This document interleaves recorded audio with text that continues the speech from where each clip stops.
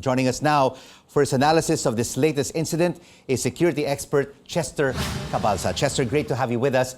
Will this note verbal, I mean, you have the diplomatic protest, summoning Beijing's envoy, really make the Chinese listen to us and stop these acts of aggression? Well, we have seen a pattern here.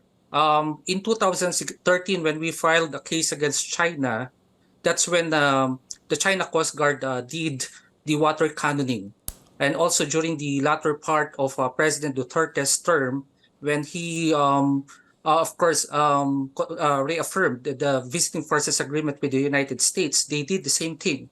And now this is the first time that they're doing it under President Marcos Jr.'s presidency. So we've seen the pattern that whenever we are close to Washington, Beijing tries to do these dangerous maneuvers, as we call it today.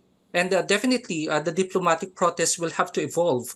There are no proposals that we have to elevate it to the UNGA, although there will be repercussions, but it will be a strong referendum for the Philippines, since we will hear now the voices of the world, as our representatives coming from the UN members will have to decide on this. And definitely we will ask also in the referendum the enforcement of such law, because in the seventh year of arbitral award in the PCA, we haven't seen the enforcement provisions in the winning award that we won in the permanent court of arbitration. Chester, I'd like to jump in here. No, you talked about the water cannon incidents in the past, and then during the time of Duterte, and now for the first time during the Marcos Jr. administration. And of course, over the past week, we've heard President Marcos being so cool to raising the sea dispute to the United Nations Assembly. Should he now make a firm commitment to raise it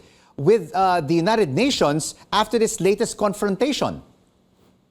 You know, in security, we have to be you have to be definitely strong with your statements, and you have to think of the consequences of our actions right now. In 2013, we filed a case against China, and in 2016, we won an arbitration case because we took a risk. Now it's like the 2.0 of these skirmishes that is happening in the West Philippine Sea, given that, of course, the reason why China is misbehaving because they sense that the Philippines will file another arbitration in the UNGA this time around. So you see the pattern. Whenever we do something legally against China, they do these things to us. And whenever we have close relations with the United States, they do certain things like these dangerous maneuvers. But Chester, we have to also look at some of the effects of that. But Chester, the president says we are friends to all, enemy to none. Do friends really bully friends?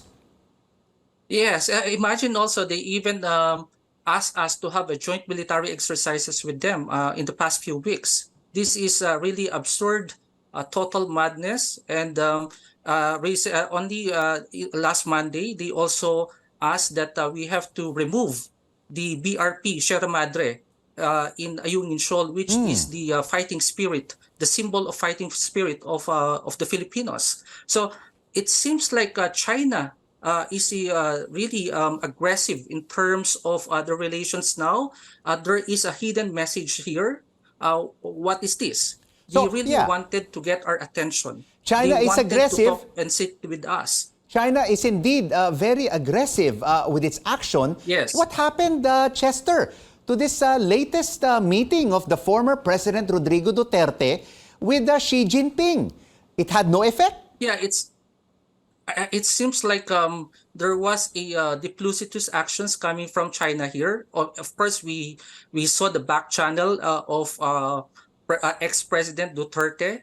Perhaps the only thing that we heard that is, of course, to have a safe lines of communications with the Philippines. But it seems like after his visit, here we go again.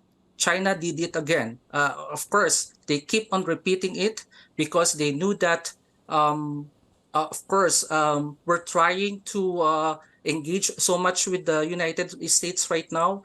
and they felt that they are insecure of this current relationship that we have Yeah. with Washington right now. I Yeah. think that is the message behind all these dangerous maneuvers, and of course their current aggression right now So in the West Chester, Philippine Sea. what should be the alternatives now? How Okay, will Beijing listen to us?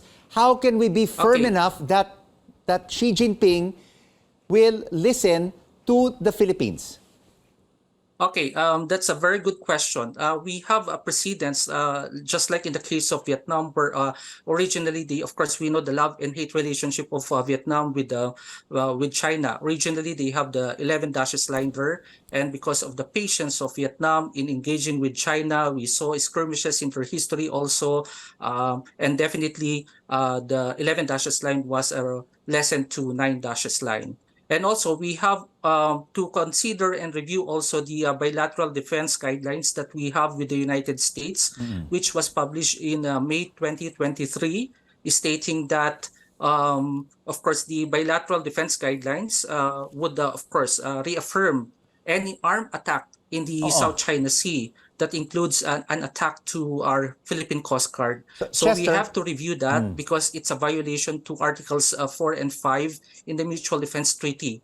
there This is are something that we have to balance also, given that what we are seeing in our backyard right now yes, is a rivalry between the United States and China. yes. And we are a recipient of the angst of China because of our close relationship with But Chester, Washington right now. Chester, you made some very key points there, no, about reviewing the Right. agreements between China and the Philippines. What about this option, which some defense analysts are talking about, downgrading the diplomatic Ah, relations between both countries? For me, that will not work because we have to consider also the status of China as a major power. China is poised to be the number one economy if that happens by 2030 and beyond. And if that happens, it could also be the future superpower. Remember that China is a resident power in the first island chain right now. And if we rock the boat totally, definitely China will retaliate. So that is not a good, All right. that is not a sophisticated strategy on how to engage with China. The best strategy is to talk to them, sit down with them, and quietly engage to them, ask what they want. And at the same time, we have to elevate our case to UNGA because we want to listen to the world also, to the Correct. voice of the world.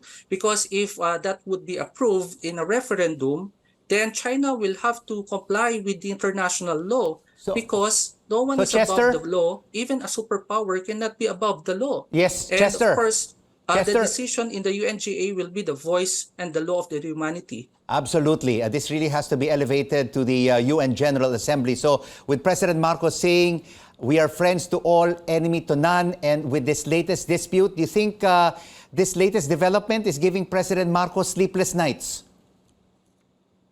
For me, I would consider it as an opportunity because even if China is an aggressor right now, let's also open some windows of options to them because, of course, what they really wanted, actually, they are possessive and jealous of our relationship with Washington right now. That happens when you have two competing superpowers, and we are sandwiched by these two superpowers. And definitely, since they are possessive, they wanted that we align with them. But of course, we cannot do that because we know our national interest. Our national interest, based from our goal of achieving an independent All foreign right. policy, is to become friends to all and enemy to none. That should be Yes. consistent in our narratives. And Okay. we have to exercise that. And the only way to do that is, of course, to challenge also the superpowers that they cannot interfere with our national interests. Yes. They have to understand that we are here as a middle power proposing peaceful resolutions to all these engagements. China should not look Chester. at us as the shadow